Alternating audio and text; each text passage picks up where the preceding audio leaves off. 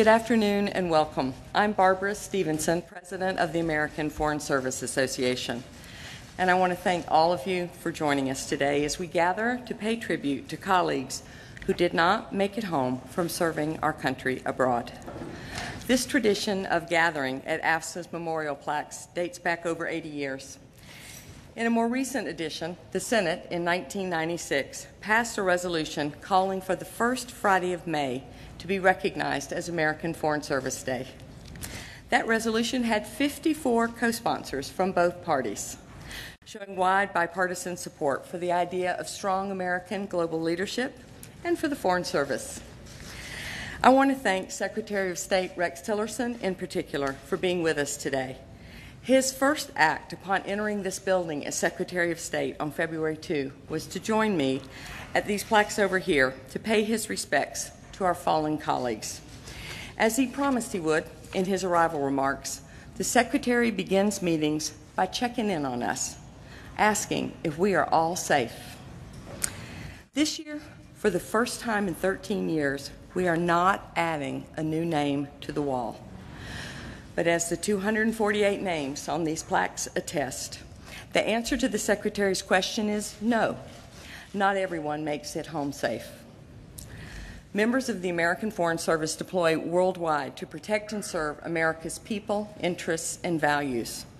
We know that America's crucial global leadership role depends in large measure on effective diplomacy, which means it depends on us, the people who run 270 diplomatic missions around the world. As I often say, to lead, we must be present, and to be present, we must take appropriate measures to manage the risks inherent in our overseas deployment.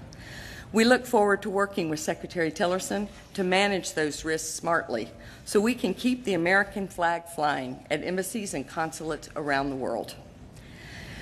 And while we pledge to do our best to manage the risks that are part and parcel of our mission, we all sense here today that members of the Foreign Service who die while serving our country abroad will be remembered and honored for their service and sacrifice. The presence of so many distinguished colleagues and guests demonstrates that commitment. I'd like to note that for the first time we have representatives from the leadership of every agency with the Foreign Service workforce in attendance at this ceremony. Acting USAID Administrator Wade Warren, USAID Counselor Tom Stahl, Deputy Director General of the Foreign Service Commercial Service Judy Ranke, Associate Administrator of the Foreign Agricultural Service Bryce Quick, Bobby Ritchie, Deputy Administrator for Foreign Service Operations for the Foreign Agricultural Service,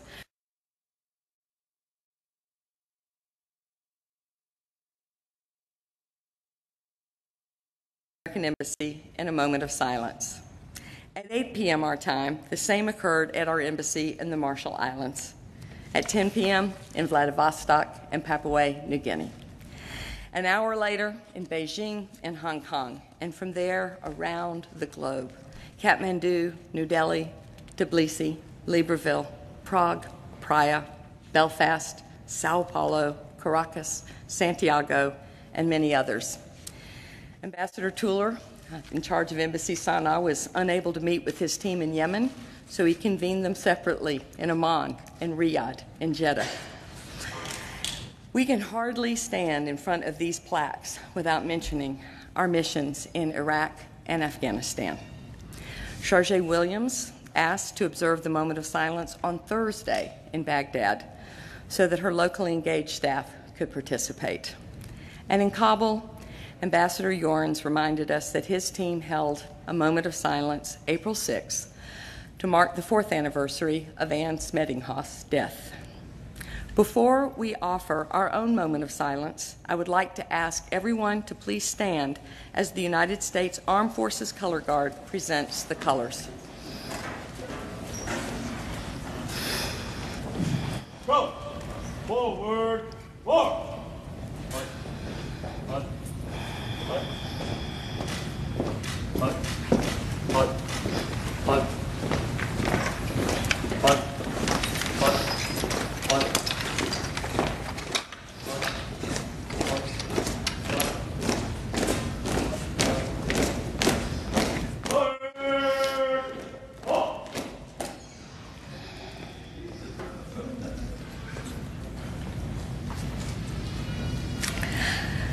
ask that you remain standing for a moment of silence in honor of our fallen colleagues, and then for the national anthem.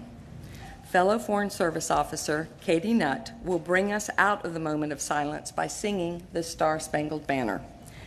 Like many of her generation, Katie was doing something else, in her case singing on Broadway, when 9/11 rang out as a call to service. Katie's going to sing for us today, and she asks that we all join her in singing the final passage, that beloved passage of our national anthem that begins, "Oh, say does that star-spangled banner yet wave." So now, please join me and our colleagues at embassies and consulates around the globe in observing a moment of silence in honor of our fallen colleagues.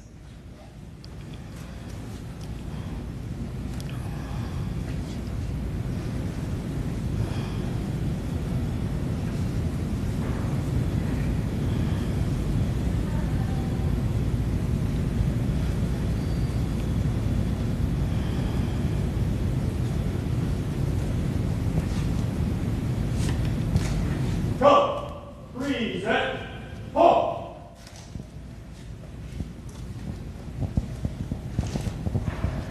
Oh, say, can you see by the dawn's early light what so proudly we hailed at the twilight's last gleaming, whose broad stripes and bright stars through the perilous fight o'er the ramparts we watched were so gallantly streaming, and the rocket's red glare, the bombs bursting in air, gave proof through the night that our flag was still there.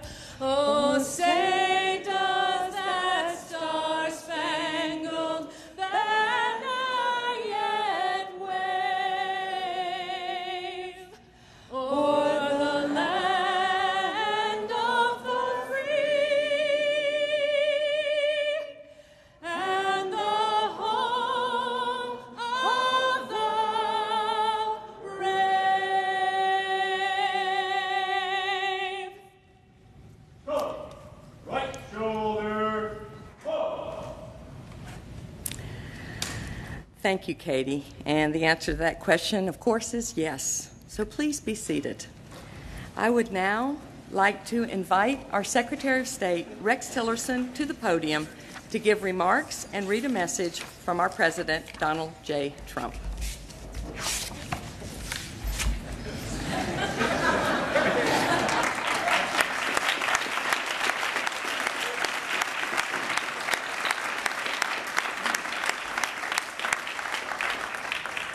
Thank you, Barbara. I also want to thank our Armed Forces Color Guard for the presentation of the color and obviously for their service to our country.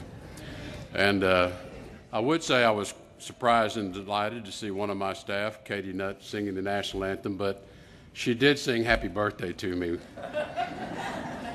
when she had laryngitis. So I think she wanted an encore performance to prove to me how well she could sing, but she did a fantastic job. Thank you, Katie. I also want to take a moment to thank Senator Dan Sullivan. I don't know if Senator Sullivan made it over today. I know he intended to from Alaska. And I wanted to make a comment on Senator Sullivan. Some of you may already be aware he is in the process of creating a Foreign Service caucus for former Foreign Service members that are serving on the Congress, on the Hill. I think it's a fantastic initiative on his part, and one that I think will serve us well, it will serve all of you well, and gives us yet another voice on the Hill to represent the interest of not just the Foreign Service officers, but I think the entire State Department. So if you have a chance to see Senator Sullivan, please express your appreciation for his leadership in this particular initiative of his. Also want to thank and recognize as well the leaders of the other foreign affairs agencies, USAID Acting Administrator Wade Warren. Wade, glad you're here. FSC Acting Director General Judy Reinke, and Associate FSA Administrator Bryce Quick, and BBGCO John Lansing. Thank all of you for being here. It's been my great privilege to take part in the American Foreign Service Association's memorial ceremony honoring the service and sacrifice of the men and women who did not make it back. Even amidst the nonstop business of the State Department, and while we work at a pretty torrid pace, I think it is always important to set aside time to pay tribute to our fallen colleagues. Although he was unable to be here today, President Trump also released a statement sending his greetings and sincere gratitude to all members of the United States Foreign Service and civil services at federal agencies here at home, as well as at embassies and consulates around the globe. As I have gotten to know the President, I have seen firsthand how much he appreciates, and that appreciation is growing, I assure you, for the work of our hardworking public servants here and those who serve on behalf of the nation around the world. Each of the 248 fallen heroes and heroines whose names are engraved on the memorial plaque represents a unique individual life, and I think we can never lose sight of that. These men and women had families, they had loved ones, they left behind dreams, unlived, plans, unrealized. These names span our country's history. From the beginning of our young republic, Americans have gone abroad representing our country, advancing our interests and values, and raising our flag. Today, I'd like to share with you some of their stories.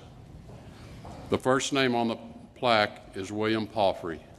In 1780, this Revolutionary War veteran and former aide to George Washington was unanimously confirmed by the United States Senate to be U.S. Consul General to France.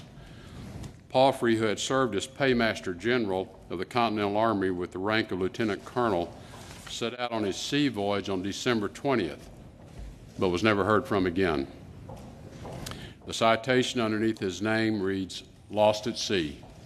He was 39 years old.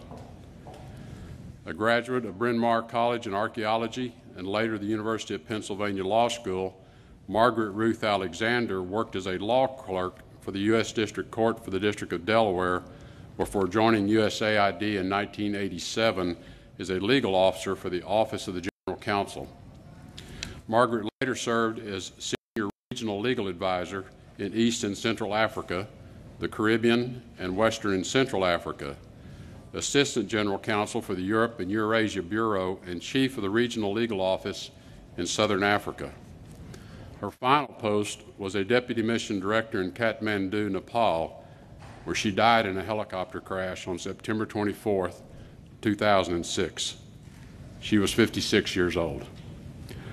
Her sustained exemplary performance earned her USAID's Superior Honor Award for providing legal services while in East Africa, and promotion to the rank of counselor within the Senior Foreign Service. She had recently been named the USAID Director to the Democratic Republic of Congo, a post she would have assumed the following year. Just a few short weeks ago, family, friends, and colleagues of Anne Smegninghoff gathered here to honor her memory on the 4th anniversary of her tragic death in 2013. Born in 1987 in River Forest, Illinois, she graduated from Johns Hopkins University with degrees in international studies and Spanish in 2008. Smegninghoff joined the Foreign Service 2 years later as a public diplomacy officer and worked as an assistant information officer in the public affairs section of the U.S. Embassy in Kabul, Afghanistan, where she helped strengthen relations between Afghans and Americans. On April 6, 2013, Anne was on a mission to deliver books to a school in Kalat Zabul province when a suicide bomber killed her and 4 more Americans. William Palfrey, Margaret Ruth Alexander, and Anne Smegninghoff all embodied our country's greatest ideals, and they believed in using diplomacy and the tools of statecraft to promote them. I wish we had enough time to tell the story of each name. They deserve it. I do take solace in the fact that we did not have to add any names to this plaque this year.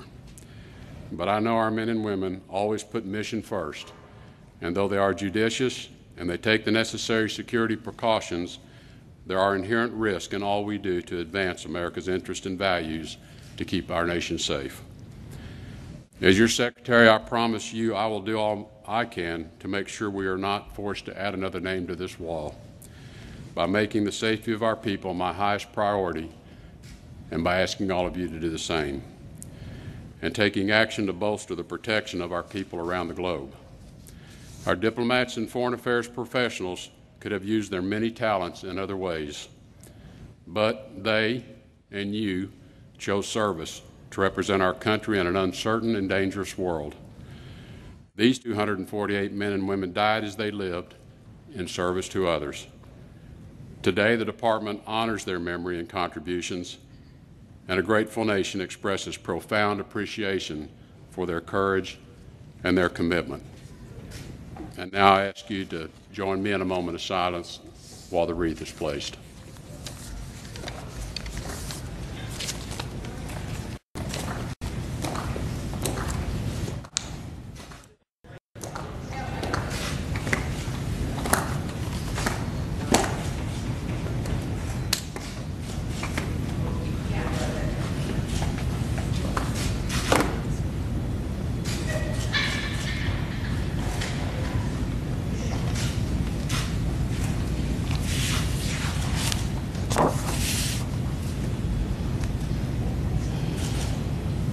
Thank you, and thank you, Mr. Secretary. We very much appreciate that you're with us today.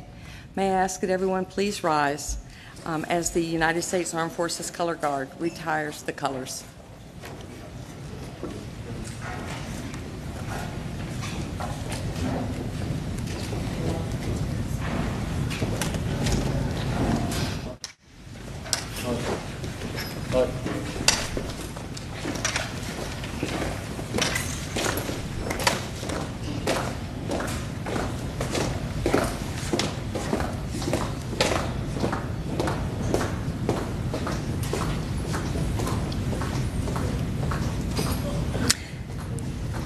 Thank you all for being here today and for honoring our colleagues. Thank you.